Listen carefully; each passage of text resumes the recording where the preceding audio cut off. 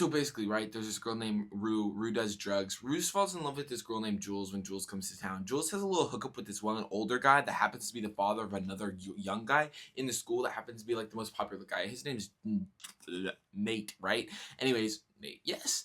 Nate happens to be in this relationship with this girl named Maddie. Maddie's little friend group considers this girl Cassie, this girl named Kat, and her sister Lexi.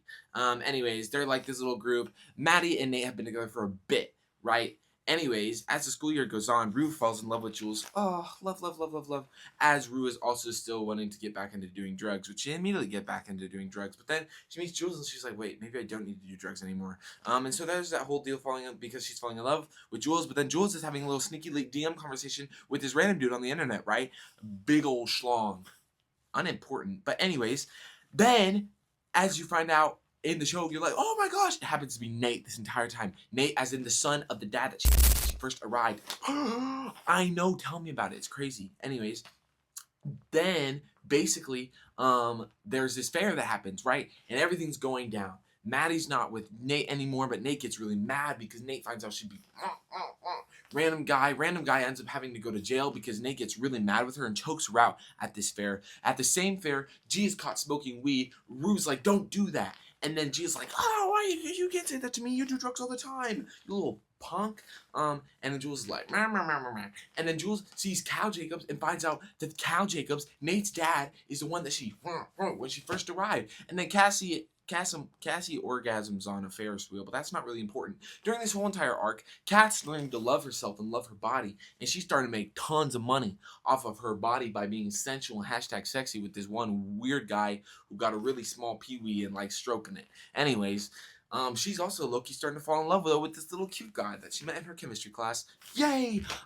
Anyways, then after that, all I know is that then the police find out about like Maddie's bruises on her neck, and they're like, oh, what happened? And then they blame this one guy that didn't even do anything to her, but in order for Nate not to get in trouble, they had to pin it on him. And so, yeah, that poor guy goes through it. He ends up going to freaking jail. Jules gets involved in the story because, oh my gosh, spoiler of the night, Jules finds out that Nate is the one that she's been texting this entire time. Oh my goodness, it's stressful, it's crazy, it's chaotic.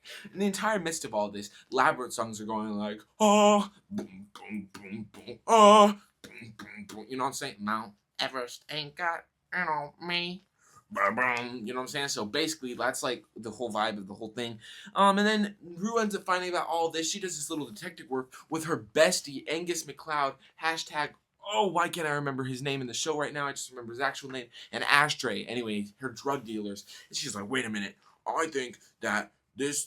I think that Jules was talking to Nate, and I think that Nate and all this is interlinked because I think blah, blah, blah, blah. And then she finds out, and then we get that, and Salt the Earth behind you. She's like, oh, I'm happy to be with Jules now. Like, Jules is away from Nate and all this stuff, but, like, there's a weird vibe going on between them. She finds out. Then it all ends with this one episode called And Salt the Earth Behind Them. They go to prom. Oh, my gosh. Rue and Jules have this whole deal where they're like, wait, let's go off to the city together. I'm tired of being here. But then Rue ends up not being able to do it, and she falls back into doing drugs again. And one of the most cinematically gorgeous choreographed scenes ever created, period, on my soul. Anyways, then we get to season 2, right? Season 2 starts off with this cool, I just remember it really well because it was Ashtray and Fezco, that's his name, his past story, and then you find out how they got into doing drugs and all this stuff. And anyways, Rue is now back to being an addict. Jules comes back. They're on some kind of weird terms. Over the break, Rue almost has like an overdose, but meets this cool guy. His name's Dominic Fike. Not actually, but out of the show, he's called Dominic Fike. They get together. They be pretty chill, but she doesn't want Jules to know that she'd be getting down into the drugs again, so they keep it on the DL, right? I know. Tell me about it. Anyways, but they start all becoming friends again, and they're singing and they're dancing. All I know is that inevitably, they like kind of have like this little like sneaky leak vibe going on, but then Jules and new guy Dominic Fike start freaking on the DL behind Rue's back. So that like makes it all even go more crazy. But on the mean half of all of this, Maddie and Nate are done. They're not together right now. And Cassie, Maddie's friend, that orgasmed on that Ferris wheel that one time, that carousel that one time, merry-go-round that one time, gets with Nate on the sneaky link, and they kind of fall in love, and they're like, And then Then at that one New Year's Eve party, Fesco goes up and bangs in Nate Jacobs' head like bow bow bow with a vodka bottle. It's like, "Oh, what's happening?"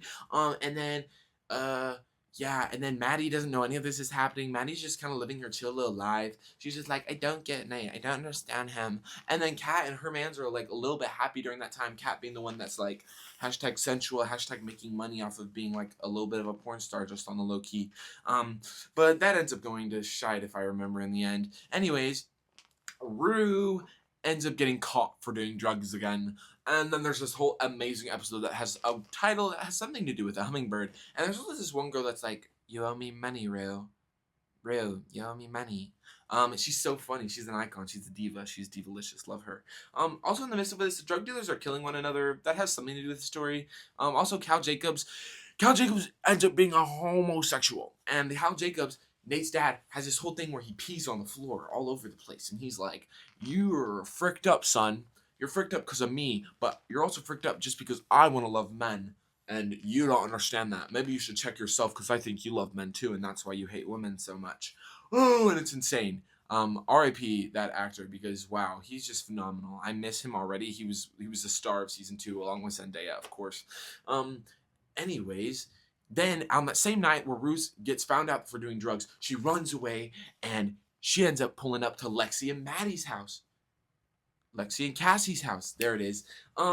And she's like, but aren't you having sex with Nate Jacobs? And Maddie's there. Oh my gosh. And then Maddie's like, no, you're not, you little whore. And then they start fighting. And then they're like, why are you trusting? And then Sydney Preston, why are you trusting her? She literally does drugs all the time. And then Zendaya's like, meh, meh. And then they all lose each other. And then Zendaya runs out the window and escapes. Anyways, then she ends up going to the drug dealer's house. She ends up trying to become a drug dealer herself. Doesn't work out very well. This entire time, Lexi is writing a play. A stellar play about her life, about her story. Anyways, as she's writing this amazing story, she gets lots of cool people casted in it. And it leads up to this penultimate episode, right? In which she's, basically it's a satire of her entire life. She has Rue in that show. She has like Nate in that show. She has her sister. She has Cassie in that show. She has Maddie. She has all of them being represented by all these people. But her sister didn't know. So they go in there and they're watching the play. And then Cassie's all of a sudden like, is this freaking play about us? Is this about me? Because there was this one scene where she was like low-key stroking on that merry-go-round. And then she gets mad. And she's like, and it's crazy. It's insane. There's this big brain rah. And then Rue is also just like, hey. And basically, it's peak, it's stellar, it's amazing, it's a great show. I'm pretty sure I captured like all the plot points. You obviously didn't miss anything because they did such a good job. But now we get to season 3. Yay! I love season 3. It's gonna be so good, right, guys? Please be good. Anyways, there's your recap of season 1 to 2 of Euphoria. That is the best recap you're ever gonna find on the internet. Period.